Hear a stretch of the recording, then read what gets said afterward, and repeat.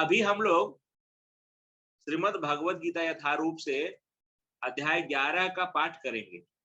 आप लोगों के पास भगवद गीता यथारूप है सबके पास, तो अध्याय 10 तक हम लोगों ने चर्चा कर लिया है, जिसमें भगवान ने अपने ऐश्वर्य के बारे में बताया है। अब अर्जुन जो है भगवान से प्रश्न करते हैं कि जो आप अपने ऐश्वर्य को बता रहे हैं, मैं उनको किस प्रकार से समझूं?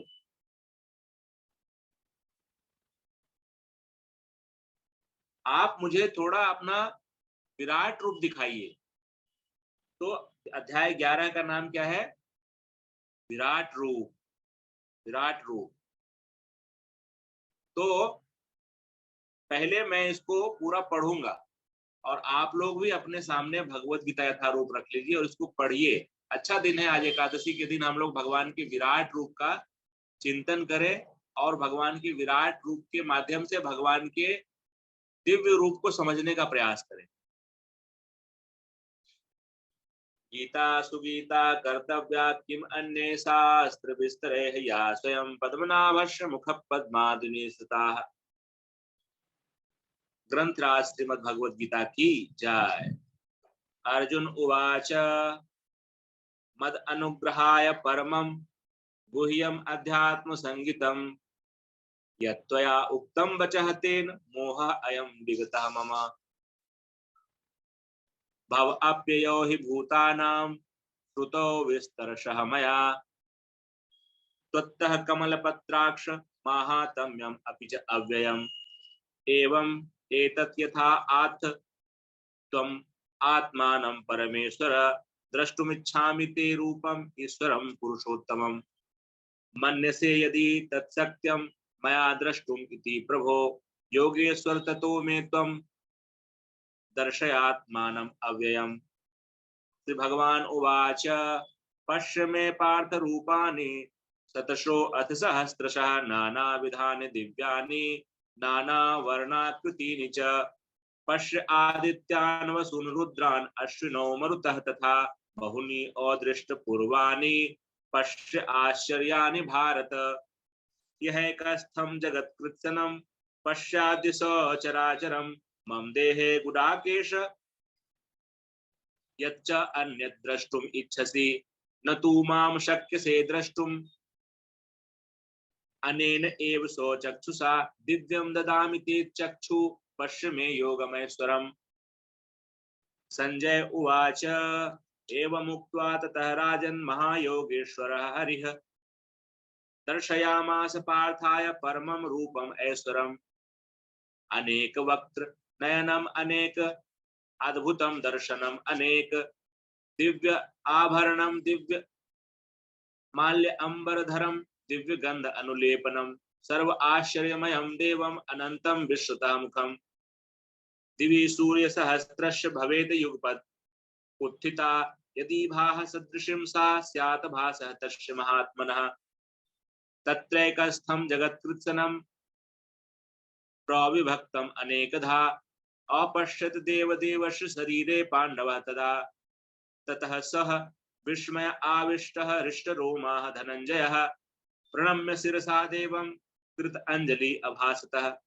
अर्जुन उवाच पश्यामि देवान् तव देवदेहे सर्वान् तथा भूतविशेष संघान् ब्रह्माणम् ईशं कमलासनस्थं ऋषीन् च सर्वान् उर्गान् च दिव्यान् अनेक बाहु उदरवक्त्र नेत्रं पश्यामि त्वं सत्वां सर्वतोऽनन्तरूपं न अन्तं न मध्यं न पुनः तवादिं पश्यामि विश्वेश्वर विश्वरूपं। किरीटिनं गदिनं चक्रिणं च तेजो राशिं सर्वतो दीप्तिमन्तं पश्यामि त्वां दूरनिरीक्ष्य समन्तां दीप्तानलादितिम् अप्रमेयम्।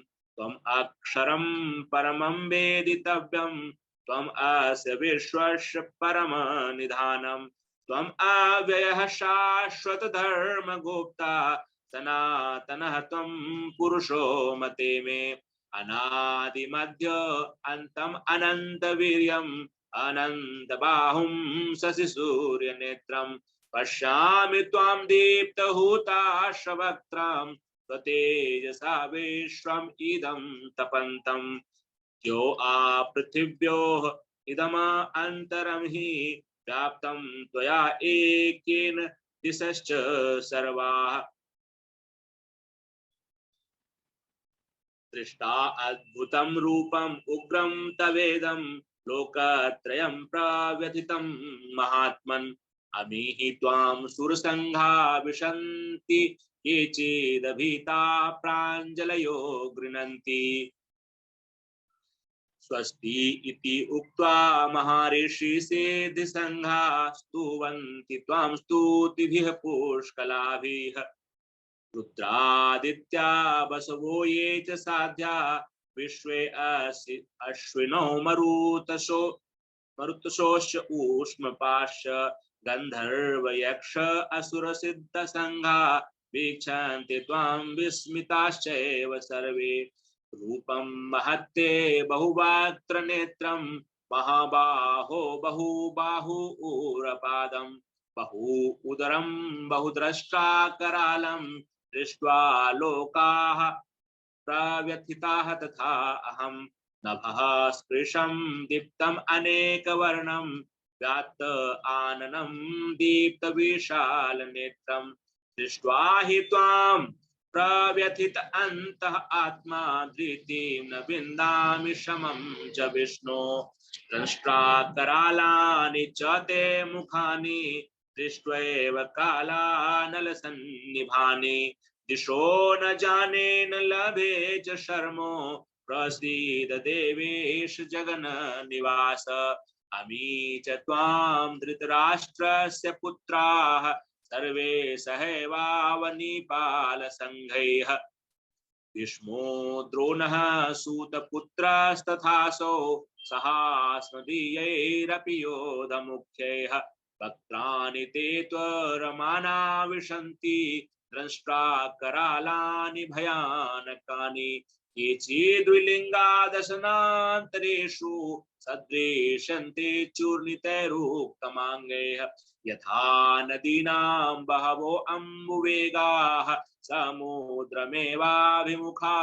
द्रवन्ति तथा तवामि नरलोकवीरा विशन्ति वक्त्राणि अभिविज्वलन्ति यथा प्रदीप्तं ज्वलनं पतंगा विशन्ति नाशाय समृद्धवेगाः तथैव नाशाय विशन्ति लोकाः तवापि वक्त्राणि समृद्धवेगाः लीलीय शीघ्र समानः समन्तान् लोकान् समग्रान् वदने ज्वलद्भिः तेजोभिरापूर्य जगत् समग्रं भासस्तवोग्राः प्रतपन्ति विष्णोः आख्याहि मे को भवान् उग्ररूपो नमो अस्तु ते देववर प्रसीद विज्ञातुमिच्छामि भवन्तामाद्यं न हि प्रजानामि तव प्रवृत्तिम्। श्री भगवान उवाच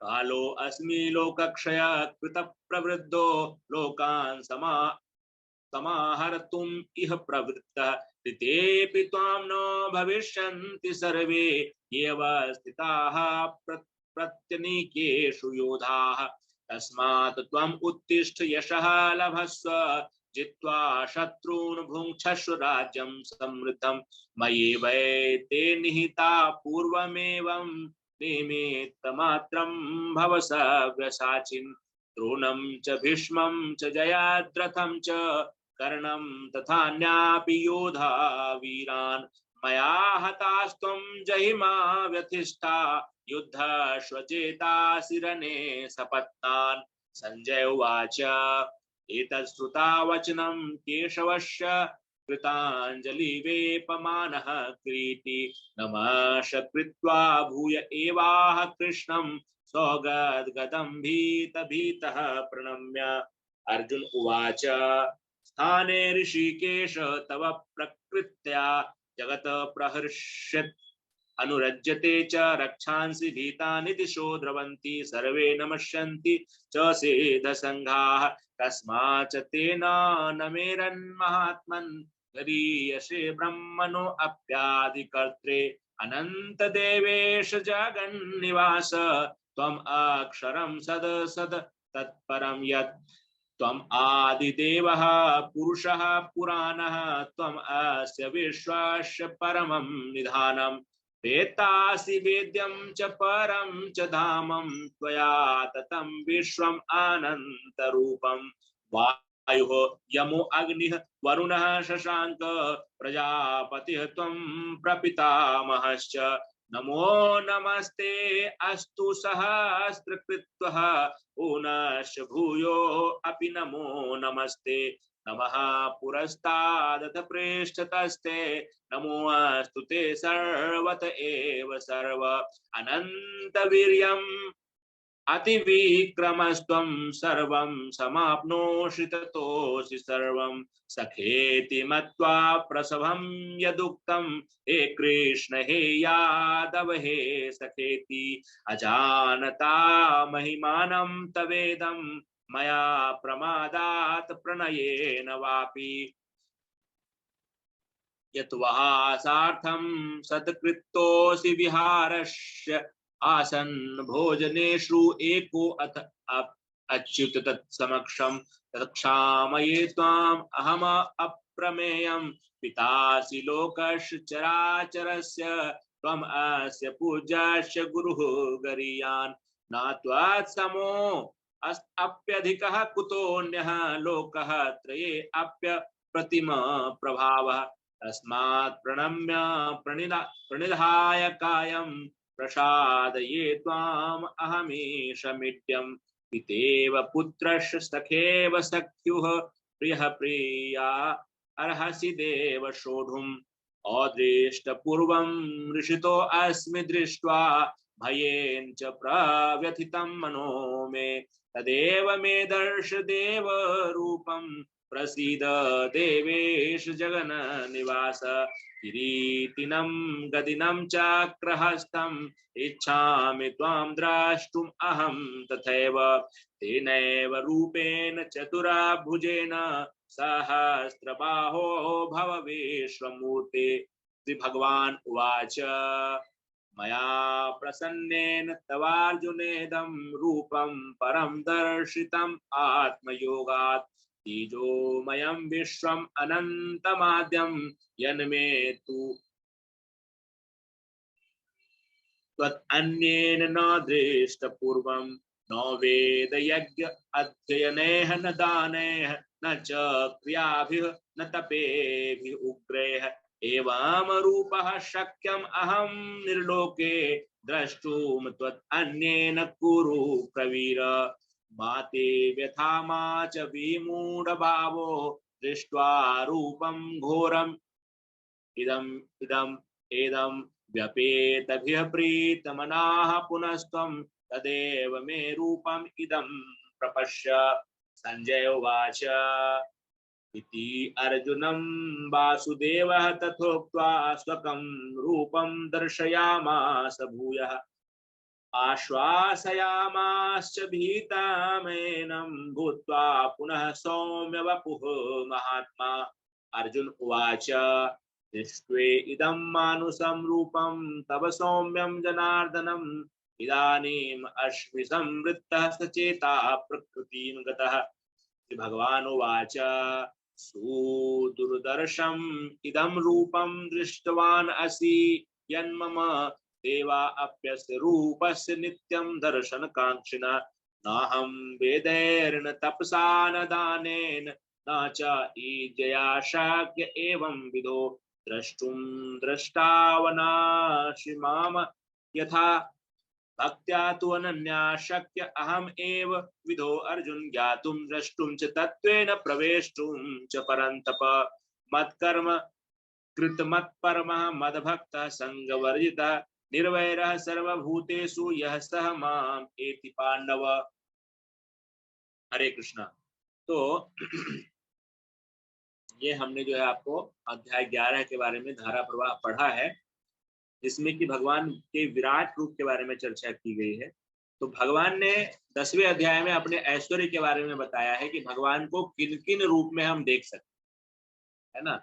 जैसे कि भगवान कहते हैं कि मैं समस्त प्रकार के वायु में जो है मैं मारुत हूँ, और समस्त प्रकार के जो है मैं नक्षत्रों में चंद्रमा हूँ, और समस्त प्रकार के प्रकाश के स्रोत में मैं सूर्य हूँ, और समस्त प्रकार के जलाशय में समुद्र हूँ, मछलियों में मैं मगरमच्छ हूँ, पशुओं में सिंह हूँ, हाथियों में ऐरावत हूँ। इस प्रकार से भगवान ने विस्तार से अपने बारे में, अपने ऐश्वर्य के बारे में, कि कैसे हम भगवान को देख सकते हैं, वो उन्होंने बताया है। तो अर्जुन तो स्वीकार कर लेते हैं कि आप परम ब्रह्म हो, परम धाम हो, परम पवित्र हो, है ना, और आदि देव हो, अजन्मा हो, सब कुछ हो, आप हो। लेकिन अर्जुन के अलावा बाकी लोगों को कोई डाउट ना रह जाए, इसीलिए अर्जुन जानते हैं कि जब तक भगवान इस प्रकार से कोई विराट रूप न दिखावे, तब तक जो है आने वाली पीढ़ी जो हो सकता है कि मेरे बात पे विश्वास नहीं करेगी। इसीलिए ऐसा नहीं कि अर्जुन को डाउट है इसीलिए भगवान को बोल रहे हैं कि आप एक बार मुझे विराट रूप दिखा दो, है ना। हमको और आपको कोई डाउट ना रह जाए भगवान के ऊपर, इसीलिए क्या कह रहे हैं अर्जुन कि आपने जिन अत्यंत गुह्य आध्यात्मिक विषयों का मुझे उपदेश दिया है, उसे सुनकर अब मेरा मोह दूर हो गया है। अर्जुन को कोई मोह नहीं है। मैंने आपसे प्रत्येक जीव की उत्पत्ति तथा लय के विषय में विस्तार से सुना है और आपकी अक्षय महिमा का अनुभव किया है। हे पुरुषोत्तम, हे परमेश्वर, यद्यपि आपको मैं अपने समक्ष आपके द्वारा वर्णित आपके वास्तविक रूप में देख रहा हूं, किंतु मैं यह देखने का इच्छुक हूं कि आप इस दृश्य जगत में किस प्रकार प्रविष्ट हुए हैं। मैं आपके उसी रूप का दर्शन करना चाहता हूं। द्रष्टुम इच्छामि, मैं देखना चाहता हूं। हे प्रभु, हे योगेश्वर, यदि आप सोचते हैं कि मैं आपके विश्व रूप को देखने में समर्थ हो सकता हूं, तो कृपा करके मुझे अपना असीम विश्व रूप दिखलाइए। तो अर्जुन इस बात को समझ रहे हैं कि एक क्षुद्र जीव के लिए भगवान श्री कृष्ण को देख पाना, उनके तेज को देख पाना यह संभव नहीं। इसीलिए पहले ही सरेंडर कर जाते हैं और कहते हैं कि यदि आप ठीक समझें और यदि आप समझें कि मैं देख सकता हूं, तो आप ऐसा व्यवस्था बनाएं। तो भगवान ने क्या किया?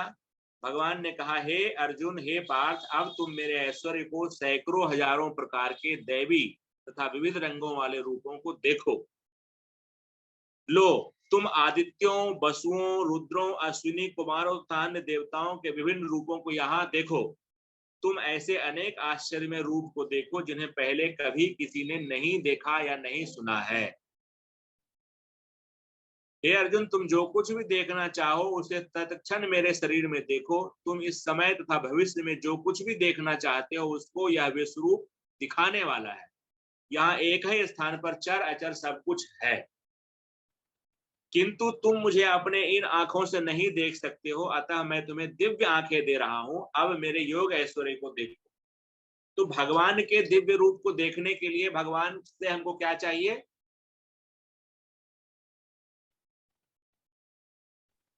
दिव्य दृष्टि चाहिए प्रभु, भगवान दिव्य के दृष्टि चाहिए। और वो दिव्य दृष्टि कैसे मिलती है? प्रभुपाद जी बताते हैं कि जब कोई भगवान श्री कृष्ण की भक्ति करता है, शरणागत हो जाता है और भगवान श्री कृष्ण की भक्ति करता है, शुद्ध भक्ति करता है, तो प्रेमांजन छुरित भक्ति विलोचनेन संतः सदैव हृदयेषु विलोकयेत्। भगवान श्री कृष्ण के प्रेम का अंजन जब उसके नेत्र पे लगता है तो उसको दिव्य दृष्टि मिलती है। तो बिना भगवान श्री कृष्ण की भक्ति किए हुए कोई भगवान के परम पुरुष रूप का दर्शन नहीं कर सकता है। सामान्य व्यक्ति को तो बात ही छोड़ दो। तो भगवान ने जो है दिव्य दृष्टि प्रदान किया अर्जुन को। तो यहाँ पे संजय कहते हैं कि हे राजा, इस प्रकार कहकर महायोगेश्वर भगवान ने अर्जुन को अपना विश्व रूप दिखलाया। और कैसा है वो विश्व रूप? अर्जुन ने उस विश्व रूप में असंख्य मुख, असंख्य नेत्र तथा असंख्य आश्चर्यमय दृश्य देखे। यह रूप अनेक दैवी आभूषणों से अलंकृत था और अनेक दैवी हथियार उठाए हुए था। यह दैवी मालाएं तथा वस्त्र धारण किए था और उस पर अनेक दिव्य सुगंधियां लगी थी। सब कुछ आश्चर्यमय, तेजमय, असीम तथा सर्वत्र व्याप्त था। यदि आकाश में हजारों सूर्य एक साथ उदित हो जाएं, तो उनका प्रकाश शायद परम पुरुष के इस विश्व रूप के तेज की समता कर सके। तो इसीलिए ईशोपनिषद में भी जो लिखा हुआ है, जिसमें कि भगवान को कहा गया हिरण्यमयेन पात्रेण। हिरण्यमयेन पात्रेण का मतलब क्या है कि भगवान, वहां पे उपनिषद में भगवान को बताया गया कि भगवान जो है वो इतने चमकते हैं, इतने चमकते हैं कि सूर्य से भी अधिक चमकते हैं कि उनको देखा नहीं जा सकता है। लेकिन भगवान के भक्त तो भगवान को देख सकते हैं, वो आगे चर्चा होगी। तो उस समय अर्जुन भगवान के विश्व रूप में एक ही स्थान पर स्थित हजारों भागों में विभक्त ब्रह्मांड के अनंत अंशों को देख सका। अच्छा, थोड़े अंशों में आप लोग भी देखते हैं कि नहीं देखते भगवान के विश्व रूप को? थोड़े अंशों में भगवान के विश्व रूप को किसने किसने देखा है?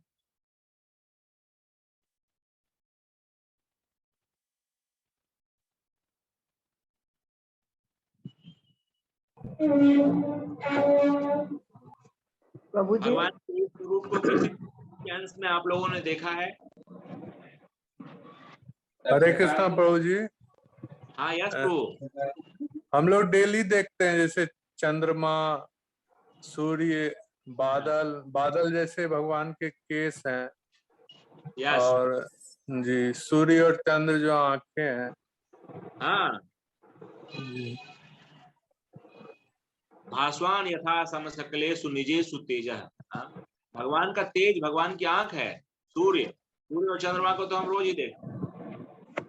और कोरोना महामारी के रूप में भगवान का आपने विश्व रूप नहीं देखा? ऐसे लाखों लोग काल कवलित हो गए। और जो कुछ भी हम देख रहे हैं इस पृथ्वी से, जो जल निकल करके आकाश में जा रहा है, फिर बारिश हो रही है, सारी व्यवस्थाएं बन रही हैं, लाखों लोग मिट्टी से उत्पन्न हो रहे हैं, मिट्टी में चले जा रहे हैं, तो ये सब क्या है? भूमि से उत्पन्न हो रहे हैं, फिर भूमि में ही चले जा रहे हैं, तो भगवान का ही तो काम चल रहा है ये।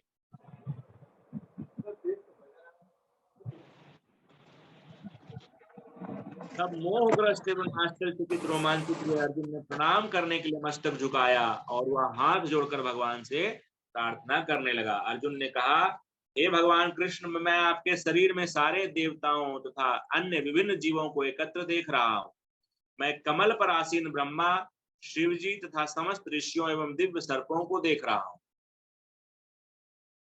तो भगवान श्री कृष्ण जो है वो सभी देवताओं के उत्स हैं। ब्रह्मा, विष्णु और महेश के भी आदि हैं। इसीलिए शास्त्र में क्या कहा गया है, इते चांस कला पुंसा कृष्णस्तु भगवान स्वयं। बहुत सुंदर से प्रभुपाद जी ने इस अध्याय में भी बताया है उपनिषदों के माध्यम से। आगे चर्चा करेंगे हम।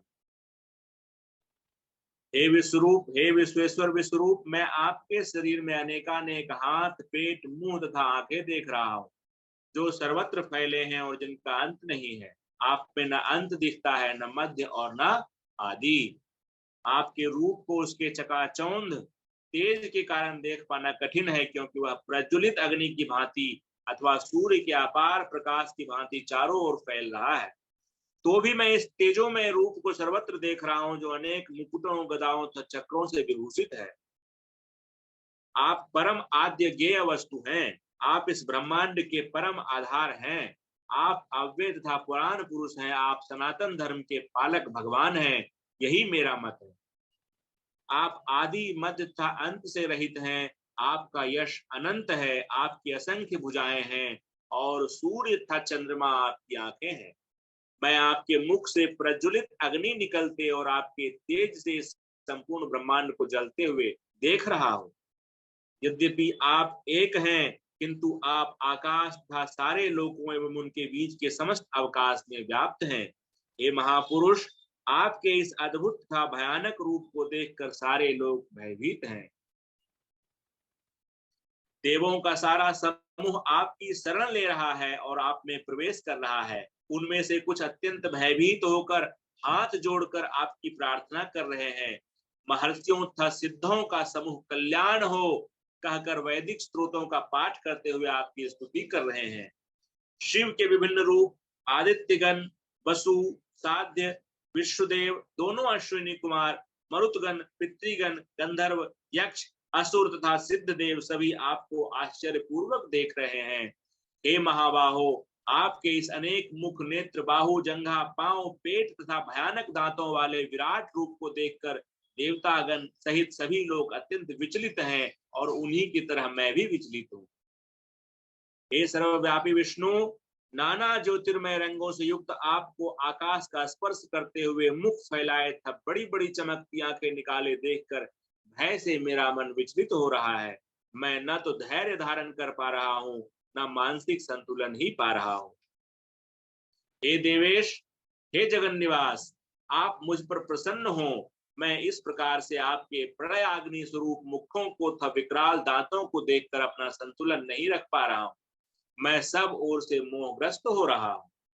धृतराष्ट्र के सारे पुत्र अपने समस्त सहायक राजाओं सहित तथा भीष्म, द्रोण, कर्ण एवं हमारे प्रमुख योद्धा भी आपकी विकराल मुख में प्रवेश कर रहे हैं। उनमें से कुछ के सिरों को तो मैं आपके दांतों के बीच चूर्णित हुआ देख रहा हूँ। जिस प्रकार नदियों की अनेक तरंगे समुद्र में प्रवेश करती हैं, उसी प्रकार ये समस्त महान योद्धा भी आपके प्रज्वलित मुखों में प्रवेश कर रहे हैं। मैं समस्त लोगों को पूर्ण वेग से आपके मुख में उसी प्रकार प्रविष्ट होते देख रहा हूँ, जिस प्रकार पतिंगे अपने विनाश के लिए प्रज्वलित अग्नि में कूद पड़ते हैं।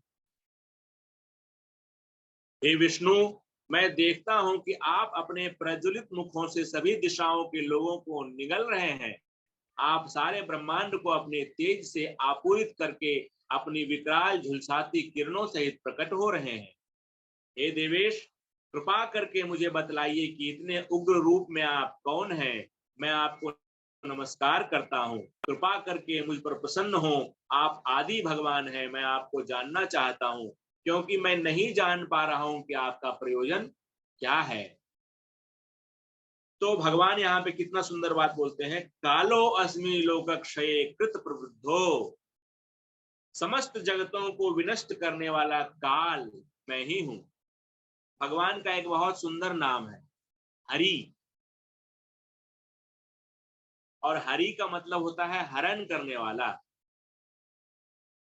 और मृत्यु के रूप में जितनी भी माया हमने इकट्ठी की है, सब भगवान हमसे हर लेते हैं। इसीलिए भगवान को हम कहते हैं हरि। तो मैं यहाँ समस्त लोगों का विनाश करने के लिए आया हूँ। पांडवों के सिवा दोनों पक्षों के सारे योद्धा मारे जाएंगे। अतः उठो, लड़ने के लिए तैयार हो और यश अर्जित करो। अपने शत्रुओं को जीतकर संपन्न राज्य का भोग करो। यह सब मेरे द्वारा पहले ही मारे जा चुके हैं। बहुत प्रसिद्ध है यह श्लोक। निमित्त मात्रम भव सव्यसाची। और हे सव्यसाची, तुम तो युद्ध में केवल निमित्त मात्र हो सकते हो। द्रोण, भीष्म, जयद्रथ, कर्ण तथा अन्य महान योद्धा पहले ही मेरे द्वारा मारे जा चुके हैं। अतः तुम उनका वध करो और तनिक भी विचलित न हो। तुम केवल युद्ध करो। युद्ध में तुम अपने शत्रुओं को परास्त करोगे। भगवान ने पहले ही डिक्लेयर कर दिया रिजल्ट। संजय ने धृतराष्ट्र से कहा, हे राजा, भगवान के मुख से इन वचनों को सुनकर कांपते हुए अर्जुन ने हाथ जोड़कर उन्हें बारंबार नमस्कार किया। फिर उसने भयभीत होकर अवरुद्ध स्वर में कृष्ण से इस प्रकार कहा। अर्जुन ने कहा, हे ऋषिकेश, आपके नाम के श्रवण से संसार हर्षित होता है और सभी लोग आपके प्रति अनुरक्त होते हैं। यद्यपि सिद्ध पुरुष आपको नमस्कार करते हैं, किंतु असुरगण भयभीत हैं और इधर उधर भाग रहे हैं। यह ठीक ही हो रहा है। हे महात्मा, आप ब्रह्मा से भी बढ़कर हैं। आप आदि सृष्टा हैं, तो फिर वे आपको सादर नमस्कार क्यों न करें। हे अनंत, हे देवेश, हे जगन निवास, आप परम स्रोत, अक्षर, कारणों के कारण तथा इस भौतिक जगत से परे हैं। आप आदि देव हैं, सनातन पुरुष तथा इस दृश्य जगत के परम आश्रय हैं। आप सब कुछ जानने वाले हैं और आप ही वह सब कुछ हैं जो जानने योग्य हैं।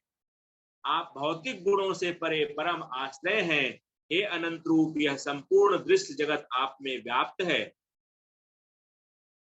आप वायु हैं तथा परम नियंता भी हैं। आप अग्नि हैं, जल हैं तथा चंद्रमा हैं। आप आदि जीव ब्रह्मा हैं और आप प्रपितामह हैं। अतः आपको हजारों बार नमस्कार है और पुनः पुनः नमस्कार है। आपको आगे पीछे तथा चारों ओर से नमस्कार है। हे असीम शक्ति, आप अनंत पराक्रम के स्वामी हैं, आप सर्वव्यापी हैं, अतः आप ही सब कुछ हैं। आपको अपना मित्र मानते हुए मैंने हठ पूर्वक आपको हे कृष्ण, हे यादव, हे सखा जैसे संबोधनों से पुकारा है, क्योंकि मैं आपकी महिमा को नहीं जानता था। मैंने मूर्खता पूर्वक या प्रेमवश जो कुछ भी किया, कृपया उसके लिए मुझे क्षमा कर दें। यही नहीं, मैंने कई बार आराम करते समय एक साथ लेटे हुए या साथ साथ खाते या बैठते हुए, कभी अकेले में तो कभी अनेक मित्रों के सामने आपका अनादर किया है। हे अच्युत, मेरे इन समस्त अपराधों को क्षमा कर दे। देखिए भगवान और भक्त का संबंध कितना घनिष्ठ होता है। अर्जुन इस बात को स्वीकार कर रहे हैं कि कई बार जाने अनजाने मैंने कई लोगों के सामने भी आपका इंसल्ट किया, और भगवान कितने कृपालु हैं, ये जानते हुए भी भगवान जो है अर्जुन का बुरा नहीं मानते। भगवान अपने भक्त का कभी बुरा नहीं मानते हैं। आप इस चर तथा अचर संपूर्ण दृश्य जगत के जनक हैं। आप परम पूज्य महान आध्यात्मिक गुरु हैं। ना तो कोई आपके तुल्य है, ना ही कोई आपके समान हो सकता है। हे अतुल शक्ति वाले प्रभु, भला तीनों लोकों में आपसे बढ़कर कोई कैसे हो सकता है। तो जो हम लोग आते हैं, त्वमेव माता च पिता त्वमेव, त्वमेव बंधुश्च सखा त्वमेव, त्वमेव विद्या च द्रविणम त्वमेव, त्वमेव सर्वम मम देव देव। तो भगवान श्री कृष्ण के लिए ही ये है सब। जितनी भी स्तुतियां गाई जा रही हैं, जितना भी समर्पण किया जा रहा है, जितना भी प्रेम का व्यापार विनिमय हो रहा है, सब केवल और केवल भगवान श्री कृष्ण को प्रसन्न करने के लिए ही हो रहा है। देखो भगवान श्री कृष्ण को कहा गया कि आप ही पिता हैं और आप ही आदि गुरु हैं। तो भगवान श्री कृष्ण से ही तो सबको ज्ञान मिल रहा है। भगवान श्री कृष्ण से ही ब्रह्मा जी को ज्ञान मिल रहा है। भगवान श्री कृष्ण ही शिव जी को ज्ञान दे रहे हैं। भगवान श्री कृष्ण ही चतुष्कुमार को ज्ञान दे रहे हैं। भगवान श्री कृष्ण ही लक्ष्मी जी को ज्ञान दे रहे हैं। तो ये जो गुरु परंपरा चल रही है, इस गुरु परंपरा में जो सबसे पहले आचार्य हैं, जो प्रथमाचार्य हैं, वो कौन है? भगवान श्री कृष्ण है। वसुदेव सुतम देवम कंस चानूर मर्दनम देवकी परमानंदम कृष्णम वंदे जगत गुरु। भगवान श्री कृष्ण जगत गुरु, और भगवान श्री कृष्ण जो जगत गुरु हैं, वो जगत गुरु ने अपने गुरु कार्य को विशेष रूप से संपादित करने के लिए बलराम जी में विस्तार किया हुआ है, नित्यानंद महाप्रभु के रूप में विस्तार किया हुआ। फुल डिपार्टमेंट है भगवान का। जीवात्मा को कैसे उनकी सेवा में वापस लाया जाए, इसके लिए जो भगवान की जो करुणामय शक्ति है, वो करुणामय शक्ति है भगवान का गुरु तत्व। तो उपनिषदों में भी कहा गया है, न तस्य कार्यम करणम च विद्यते, न तस्य समश्च अपि अधिकश्च दृश्यते। भगवान श्री कृष्ण के लिए कोई कार्य नहीं है करने के लिए, फिर भी बिजी रहते हैं सदैव सदैव। भगवान श्री कृष्ण बिजी रहते हैं, और भगवान के समान कोई नहीं है, अधिक तो छोड़ ही दो।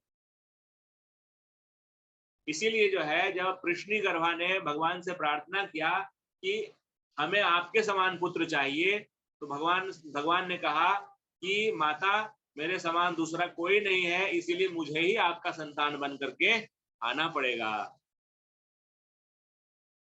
तो आप प्रत्येक जीव द्वारा पूजनीय भगवान हैं, अतः मैं गिरकर सादर प्रणाम करता हूं और आपकी कृपा की याचना करता हूं।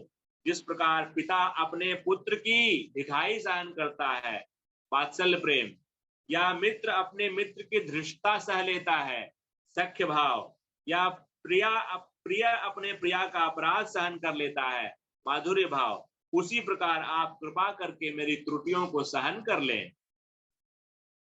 पहले कभी न देखे गए आपके इस विराट रूप का दर्शन करके मैं पुलकित हो रहा हूं, किंतु साथ ही साथ मेरा मन भयभीत हो रहा है। अतः आप मुझ पर कृपा करें और हे देवेश, हे जगन निवास, अपना पुरुषोत्तम भगवत स्वरूप पुनः दिखाएं। मतलब ये रूप देखने से अर्जुन को बहुत ज्यादा शांति नहीं मिला। थोड़े पुलकित तो हो गए, लेकिन मन में भय बना रहा। और उन्होंने कहा कि आप मुझे अपना भगवत स्वरूप दिखाइए, कौन सा? चतुर्भुज रूप दिखाइए, जिसमें कि शंख चक्र और गदा पद्म धारण किए हुए आपका नारायण स्वरूप है, वो दिखाइए। हे विराट रूप, हे सहस्त्रभुज भगवान, मैं आपके मुकुटधारी चतुर्भुज रूप का दर्शन करना चाहता हूँ, जिसमें आप अपने चारों हाथों में शंख चक्र गदा तथा पद्म धारण किए हुए हैं। मैं उसी रूप को देखने की इच्छा करता हूँ। भगवान ने कहा, हे अर्जुन, मैंने प्रसन्न होकर अपनी अंतरंगा शक्ति के बल पर तुम्हें इस संसार में अपने इस परम विश्व रूप का दर्शन कराया है। इसके पूर्व अन्य किसी ने इस असीम तथा तेजो में आदि रूप को कभी नहीं देखा था। हे कुरुश्रेष्ठ, तुमसे पूर्व मेरे इस विश्व रूप को किसी ने नहीं देखा, क्योंकि मैं न तो वेदाध्ययन के द्वारा, न यज्ञ दान पुण्य या कठिन तपस्या के द्वारा इस रूप में इस संसार में देखा जा सकता हूँ। तो यहाँ पे प्रभुपाद जी कहते हैं कि कोई भी भगवान का जो शुद्ध भक्त होता है वो भगवान के विश्व रूप में आकर्षित नहीं होता है, और उनको भगवान के विश्व रूप से कोई बहुत ज्यादा इंटरेस्ट भी नहीं होता, क्योंकि भगवान के जो शुद्ध भक्त होते हैं ना, वो भगवान की सेवा करना चाहते हैं, तो भगवान के द्विभुज रूप के प्रति ही आकर्षित होते हैं, ना कि विश्व रूप के प्रति। और यहाँ तक प्रभुपाद जी कहते हैं कि विश्व रूप शाश्वत नहीं है,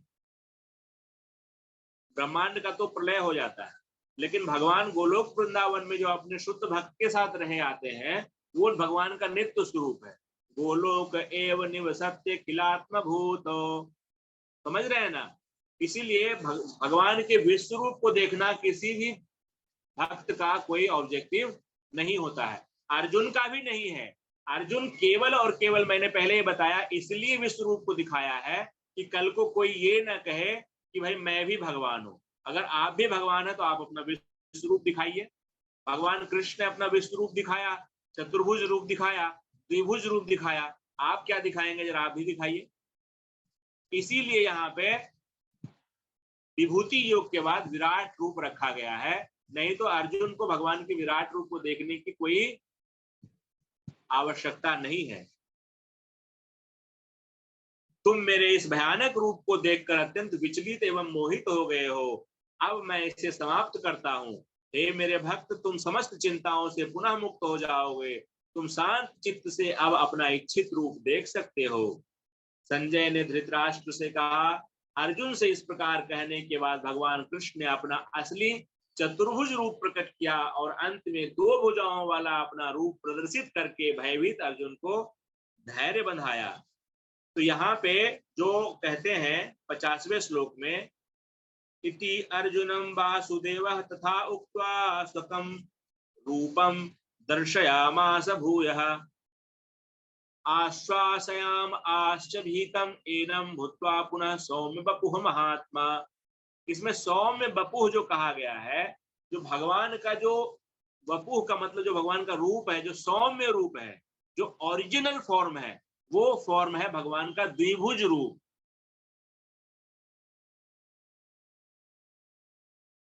वो रूप जब दिखाया तब अर्जुन को वास्तविक आनंद की प्राप्ति हुई।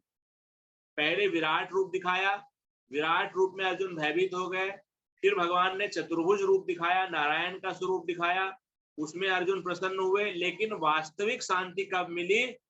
जब कहते हैं, अर्जुन कहते हैं, दृष्ट्वा इदं मानुषं रूपम तब सौम्यम जनार्दन,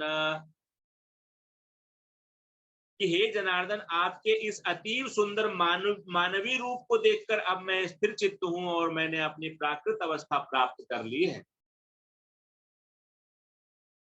तो कई बार कुछ अज्ञानी लोग कहते हैं कि अरे भगवान क्या मनुष्य की तरह ही है क्या? ये तो मनुष्य की कल्पना है कि उन्होंने भगवान को अपनी तरह दिखा दिया है। तो वो ये नहीं जानते हैं कि वास्तव में हमने भगवान को अपनी तरह नहीं बनाया है। वास्तविकता यह है कि भगवान ने हम लोगों को अपनी तरह बनाया है। हम भगवान के साँचे में बने हुए हैं, भगवान हमारे साँचे में नहीं बने हुए।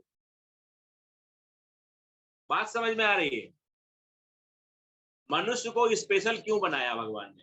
मनुष्य को स्पेशल इसीलिए बनाया क्योंकि मनुष्य वापस से भगवान के धाम में जा सके, भगवान के रूप को प्राप्त कर सके, भगवान के लीला में सब सहभागी हो सके।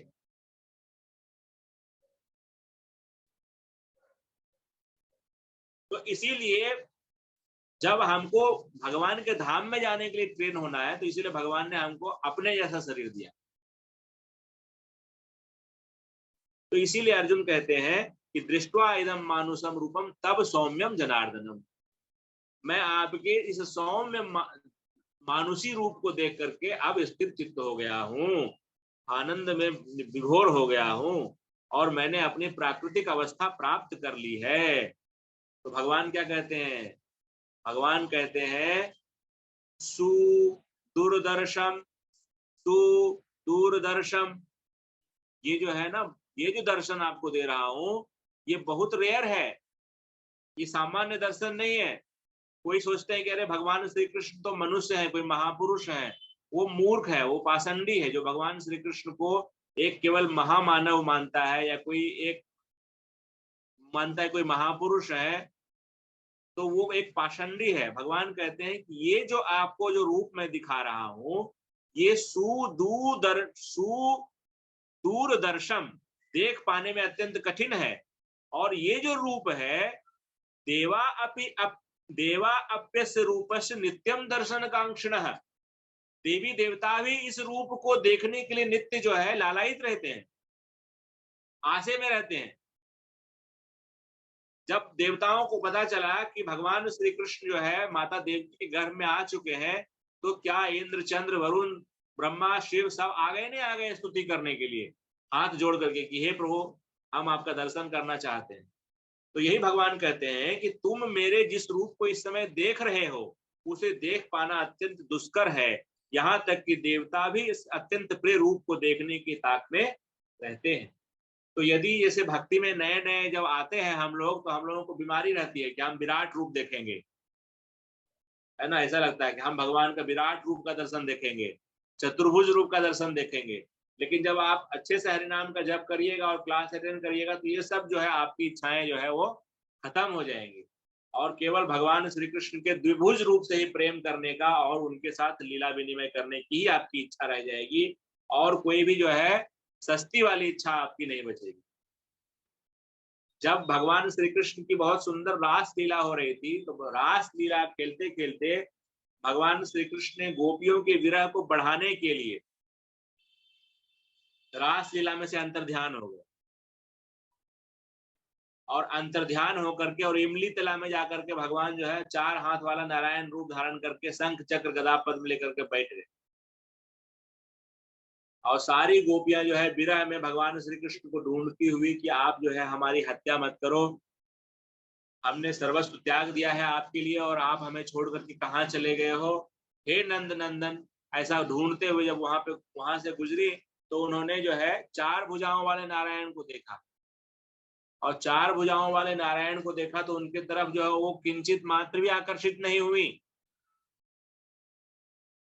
और उन्होंने जो है उनका विधिवत उनको प्रणाम किया, और जब उन्होंने आशीर्वाद मांगने के लिए कहा, तो उन गोपियों ने 4 भुजाओं वाले जो है वो नारायण से आशीर्वाद मांगा कि हे भगवान, हमें जल्दी से जल्दी जो है नंद नंदन मिल जाए, हमें जो है यशोदा नंदन मिल जाए, पता नहीं हमारा यशोदा नंदन कहाँ चला गया है, हमें मिल नहीं रहा है, बस हमें यही कामना है।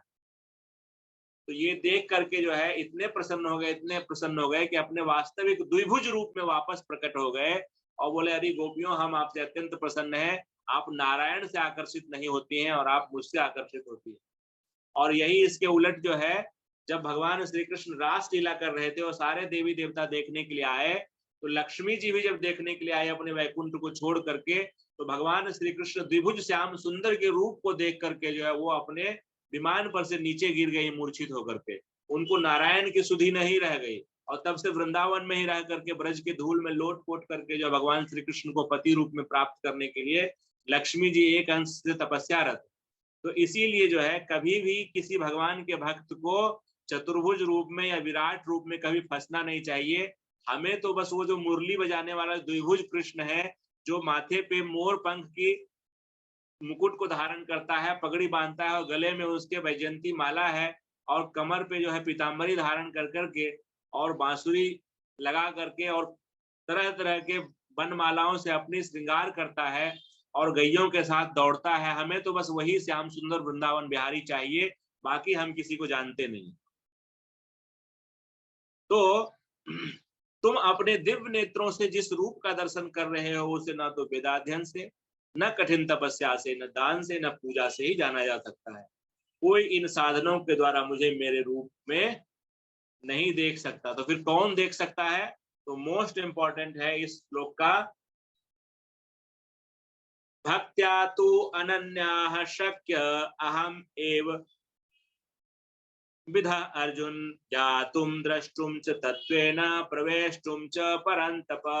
हे अर्जुन, केवल अनन्य भक्ति के द्वारा मुझे उस रूप में समझा जा सकता है जिस रूप में मैं तुम्हारे समक्ष खड़ा हूं, और इसी प्रकार मेरा साक्षात दर्शन भी किया जा सकता है।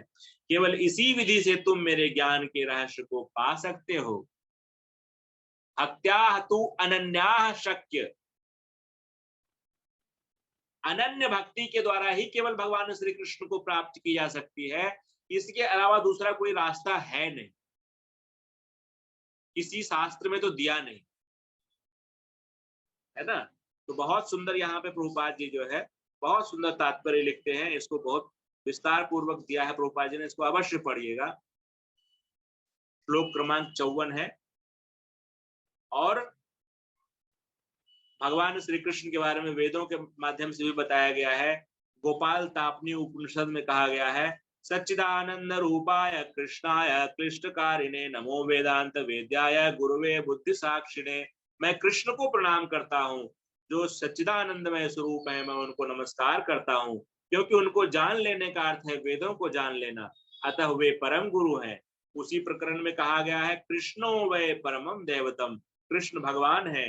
एको वसी सर्वगः कृष्ण इत्यः, वह कृष्ण भगवान है और पूज्य है।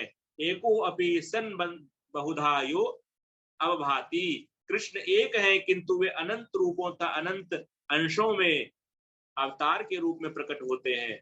और ब्रह्म संहिता में भी कहा गया है, ईश्वरः सर्वभूतानां हृदयेषु, ईश्वरः परमः कृष्णः सच्चिदानंद विग्रह अनादिरादिर गोविंदः सर्व कारण कारणम।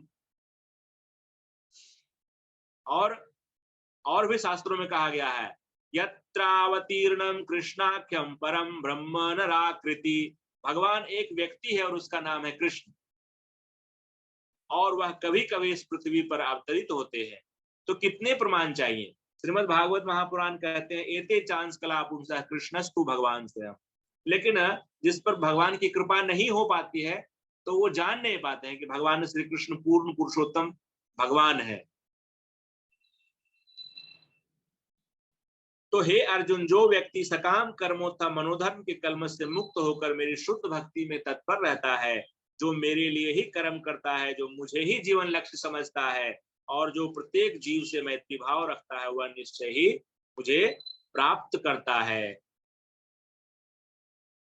शुद्ध भक्ति में तत्पर रहता है और जो भगवान कृष्ण के लिए कर्म करता है और भगवान श्री कृष्ण को ही जीवन का लक्ष्य बनाता है ना।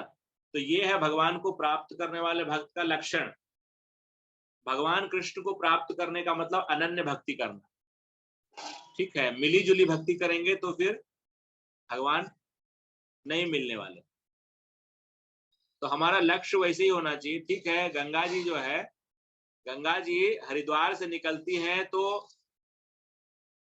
आपका जो है मुरादाबाद भी बहती है, कानपुर भी बहती है, इलाहाबाद भी बहती है, पटना भी बहती है, लेकिन उसका टारगेट क्या होता है? टारगेट तो उसका है कि गंगा सागर में जाना, समुद्र में प्रवेश करना है।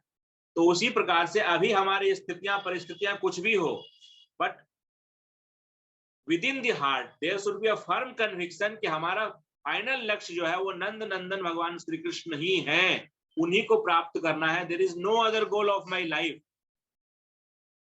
साधना मेरी कुछ भी हो, लेकिन सब कॉन्शियस माइंड में there must be firm conviction there is only one goal, it is not a time pass business. भगवान कृष्ण को प्राप्त करना कोई एक ऐसा नहीं है कि ये एक मल्टीपल सब्जेक्ट में से एक सब्जेक्ट है। No, it is a subject of complete devotion and dedication. वो हो सकता है कि अभी हमारी कुछ जिम्मेदारियां हों, कुछ समाज की कुछ लायबिलिटीज हों, कुछ परिवार की लायबिलिटीज हों, लेकिन हमको अपने जीवन को इसी प्रकार से जीना है और इसी मूड में जीना है कि एक समय हम पूरी तरह से भगवान श्री कृष्ण के बारे में ही बात करेंगे, भगवान श्री कृष्ण के बारे में ही सोचेंगे, भगवान श्री कृष्ण के बारे में ही हम लोग प्रचार करेंगे, चर्चा करेंगे। दूसरा हमारे जीवन का कोई लक्ष्य नहीं होना चाहिए। और उसी लक्ष्य को प्राप्त करने के लिए हम अपने जीवन को उस प्रकार से बनाएं कि उस लक्ष्य के प्रति हम आगे बढ़ सकें। यही भगवान श्री कृष्ण यहाँ पे कह रहे हैं, मत कर्म कृत मत परमः मत भक्तः संग वर्जितः निर्वैरः सर्वभूतेषु यः स माम एति पांडव अनन्याः चिंतयन्तु माम भक्त्या तु अनन्याः शक्य। अनन्य शब्द बार बार डाल रहे हैं भगवान, आप देख रहे हैं। ऐसा नहीं भगवान ने बोला भक्त्या तू शक्य है, ऐसा नहीं बोले भक्ति से मैं संभव। भक्त्या तो अनन्या शक्य, अनन्य होना ही है।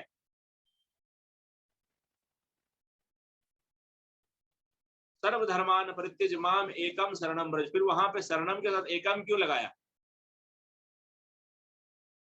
No other business. तो विशेष रूप से प्रभुपाद जी कह रहे हैं कि सारांश यह है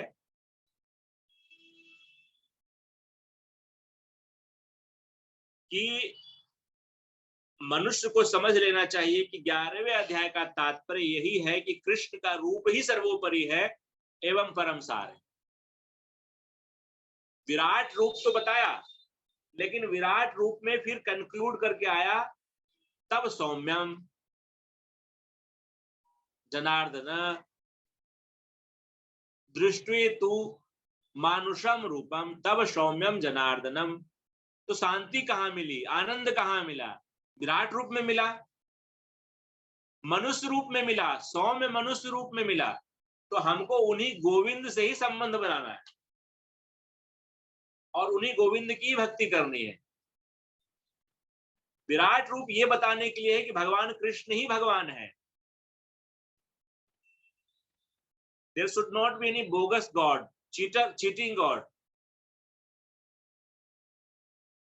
हमारे सनातन धर्म में इतने सारे देवी देवता हैं, कभी आप सुने हैं कि कोई विराट रूप दिखाया है भगवान कृष्ण के अलावा?